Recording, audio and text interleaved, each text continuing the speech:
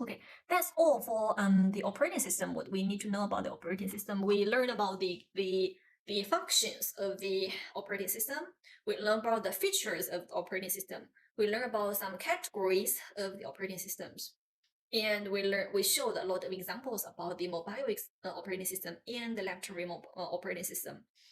Okay, so that's what we've learned about the operating system, which is used by as an interface to connect the application software and the hardware, and which is also very quite important to control or manage the hardware resources, including the control unit, including the multitasks, including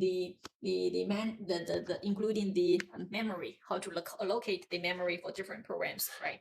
Okay, so that's what we've learned about the operating system. And then we are going to check a little about the fires, okay, the fires and the fire management. So we are going to see the fire names and their extensions. We are going to see the fire directories and the folders, and we also to learn about the fire formats. So firstly, the fire names and their extensions. So you must adhere to fire naming conventions where saving fires. Firstly, for each fire's name, it has a maximum length, okay, and it has some prohibited characters and no reserved words and case sensitivity. So the fire extension, it may provide clues to the fire contents, right? So the extension is quite important to indicate what kind of fire it is used and what kind of data representation encoding method is used for different kind of fires. So the fire extension name is used to recognize what kind of fire it is exactly and what kind of data representation approach we use in our primary courses we've learned. Okay, so we can check here. To designate a fire's location, you must firstly specify the device where the fire is stored, right? For example, the Windows operating system labels storage devices with letters such kind of like C, like E, like G, like D, F, some kind of characters, okay? So it can also be category like the hard disk drivers or the device with removable storage or the network locating. Anyway, we have different locations for the files.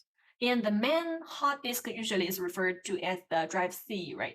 The drive C where your operating system is installed in this position. And usually, in fact, we refer to install your files separately from such kind of operating system disks for better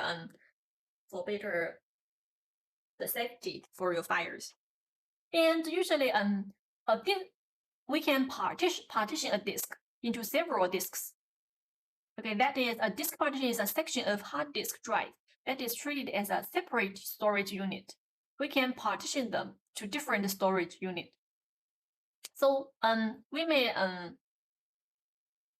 consider all these in your mind. Is that firstly, the partition can be assigned drive letters, okay?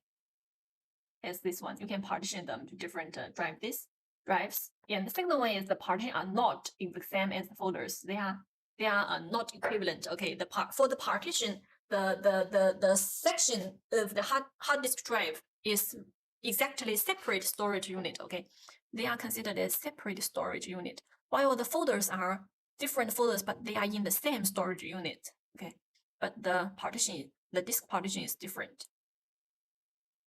Okay, then we may see here, operating system maintains a directory for each storage disk, the CD, the DVD, the BD, or USB flash drive. So it has a root directory and it has several subdirectories. For example, a computer's file location is defined by a file specification, or we call it a path. We can have an example here. For example, this is a computer's file. Okay, it's an MP3. It represents it's an audio, right? Okay, so this is its file name. So where it is located in the path where the drive letter is C. So in the C drive disk, hard drive disk, and it has a primary folder and a secondary folder. Okay, and then this is the file name. With here is its file extension. Okay, so the file extension define what kind of the file is and how does the data is represented, or what kind of a compression method it is used. And then the path represents where the file is located in your computer in the hard disk. Okay, so let's check about the file format. So a file format refers to the organization and layout of the data that is stored in the file. And the format of file usually include a header and data and possibly an end of file maker. For example, a file header is a section of data at the beginning of a file that contains information about the file. Okay, so in some kind of files, it originally at the very first beginning it used some information to define several information about such kind of file, which we call it a header. And this is a file extension doesn't really define the format of a file, but it reflects what kind of format it is. Okay. So for example, here, a software application can open the file that exists in its native file format, plus several additional file formats. Okay. For example, you may know when we open the PowerPoint, we can use the Microsoft PowerPoint, the software to open such kind of files, right? So here is a list of the types.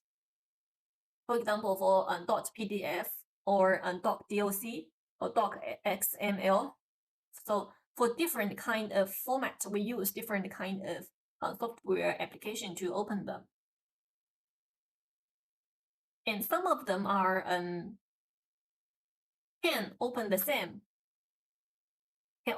format, but some cannot. So this is controlled by what type of the file format. It depends on that. And here we show an example that an easy way to convert a file from one format to another. Okay, usually sometimes we convert the file in one format to another. For example, we convert a Word file to maybe a PDF version, and then what do? We can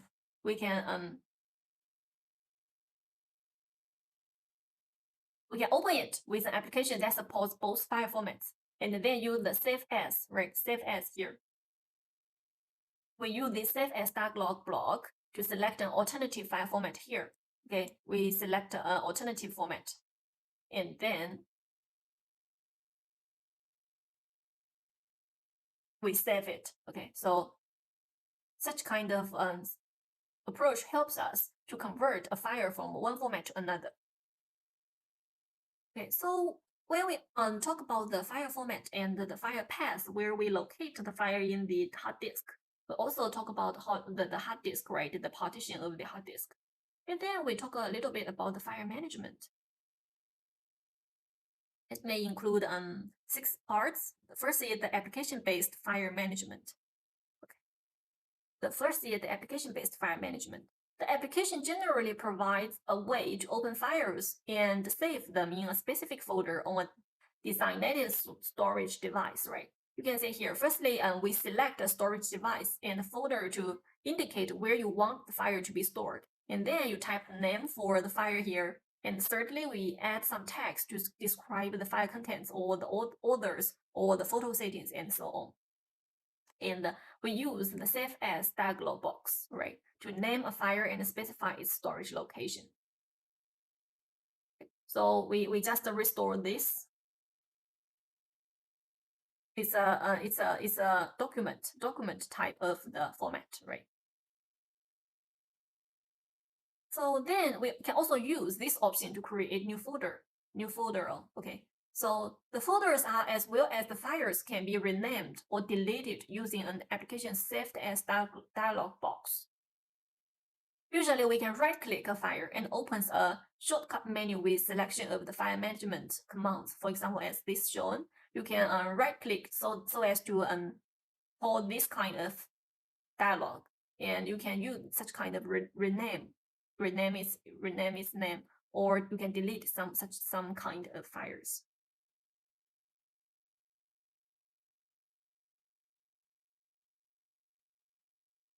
So you can carry out a wide variety of file and folder tasks, such as create a new file, or rename a file, or delete a file, or copy a file, or cut a file. Okay. And then the file management outages show you the files stored on your disk and help you work with them. Okay, so this is a Windows Explorer can be tailored to show the files as listed. This one is as listed. Okay, this is as icons, or it can as tiles. Okay, you can list your files in different views for the tool. Okay, so the storage metaphors help you visualize and mentally organize the files on your disks and other storage devices. So firstly, the logical storage models help. You may see here, the left pane display your computer's hierarchy of the storage device and the folders, right? You can find here. And we have a little triangle triangle icon here. It can be used to expand a device or folder to display the next level of its hierarchy, right? And even though for this triangle icon or symbol, we have two kinds of the different triangles. One is a gray one and one is a white one. So the white one is used to expand, right? To expand the different hierarchy. But the gray one can be used to collapse a device or folder to hide levels of the hierarchy. So any device and system object can be opened by just a click in this left panel. Okay, and then the right panel displays the folder and files contained in the device or folder that is currently open in the left panel. Okay, so that is currently opened ones, and the details are displayed in the bottom of this window. You can see here it displays this additional information, such kind of the album, such kind of its date, or the contribution artists, something like that. So it displays some additional information of each file. Okay, so we use such kind of Windows Explorer. It can help us to manipulate such kind of files and folders, including rename, including copy, move, and delete.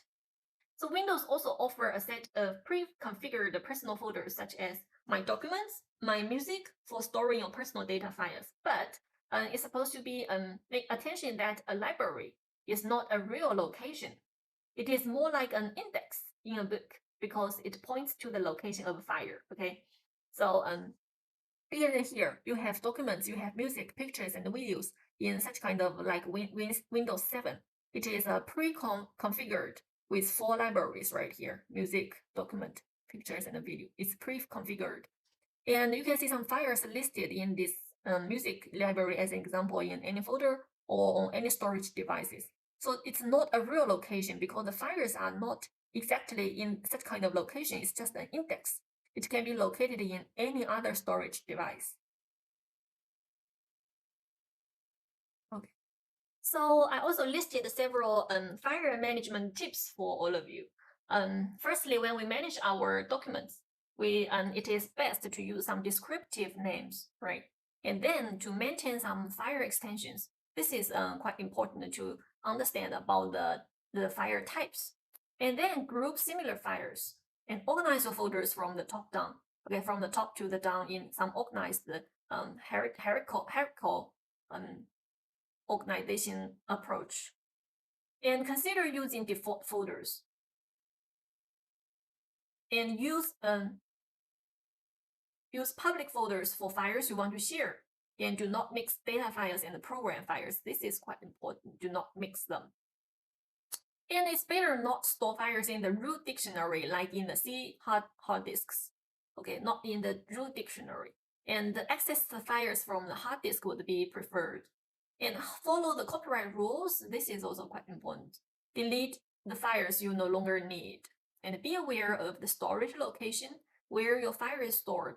And also backup is always important for nowadays in case the computer has some problems or the memory has some problems, to always back up your files.